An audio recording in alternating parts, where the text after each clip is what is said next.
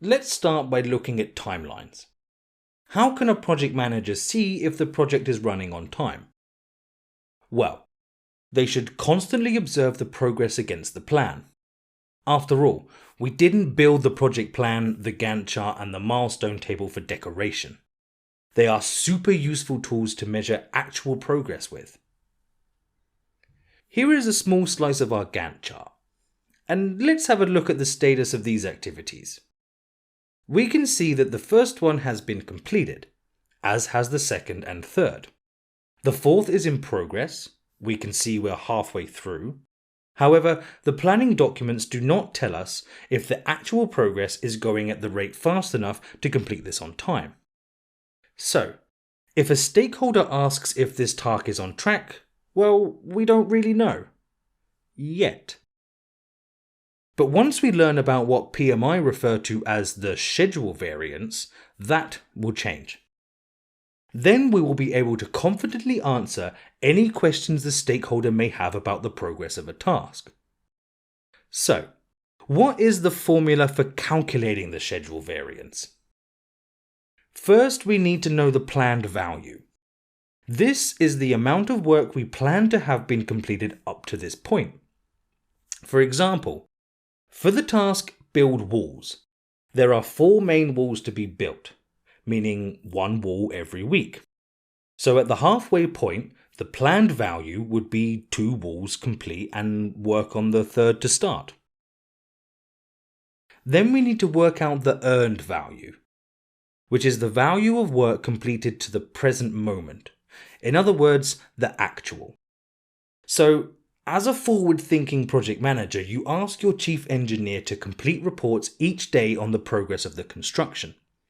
For the sake of simplicity, let's assume the main work is building 4 load-bearing walls.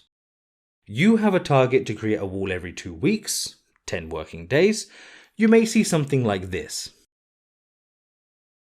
Cool. We can see wall 1 was completed on time, while wall 2 is at 80% completion. That makes our earned value 1.8 walls. So now, the formula to see if we're on track.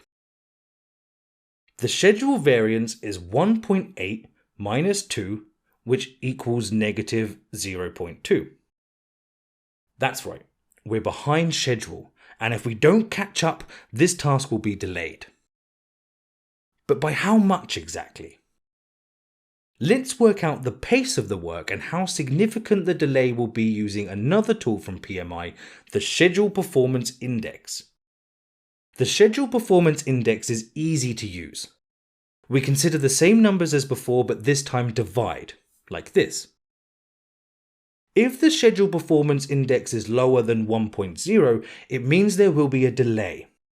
And if it's more than 1, then we're ahead of schedule. In our case, 1.8 divided by 2 equals 0.9, meaning if the team continue at the same rate, they will have completed 90% of the walls by the deadline. Therefore, we will need 10% more time. So, we work out 10% of the 20 working days in 4 weeks, being 2 additional working days needed to complete the task. Can you appreciate how useful this information is? Instead of reaching the deadline and seeing only 90% of the work completed and then relying on the buffer to do the rest, you have given yourself and the project team plenty of time to react. Either you find a solution to quicken the pace, maybe hire more staff or motivate the team, or at the very least, you can prepare the project for a delay by pushing other tasks back. But that's obviously not ideal. Next, we're going to look at controlling costs. Thanks for watching.